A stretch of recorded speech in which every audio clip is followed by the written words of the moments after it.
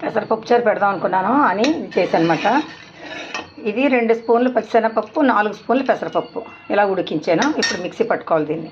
ఇది చల్లారి పెట్టుకోవడానికి ఇలా వేరే గిన్నె వేసాను.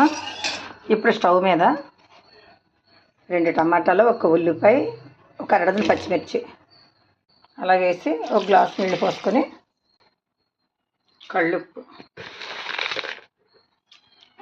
వేసి కుక్కర్ మూత పెట్టి ఒక విజిల్ రానివ్వాలి. ఒక విజిల్కి అలా అయింది కదా. ఇప్పుడు పట్టిన పేస్ట్, అదే పప్పు,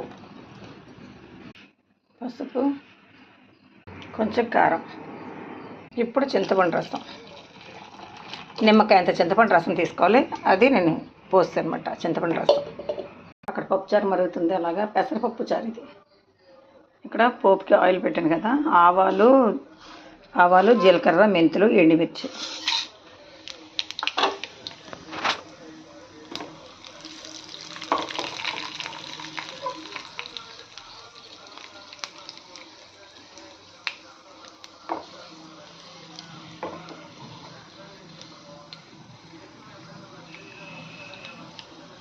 వేగినాయి కదా. ఇప్పుడు వెల్లుల్లిపాయలు, 2 వెల్లుల్లిపాయలు ఎంత వేస్తే అంత బాగుంటుంది.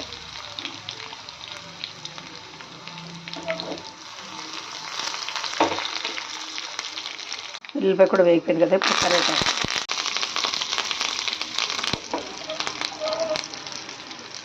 పోపు వేగిపోయింది, పప్పుచారు కూడా మరిగిపోయింది.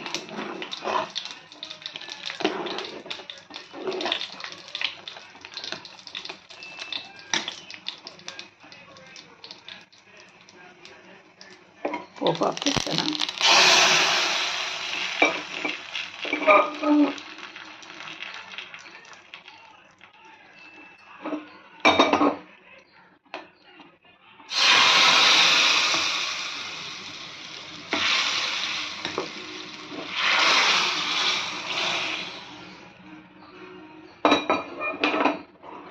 పెసరపప్పు చారు రెడీ.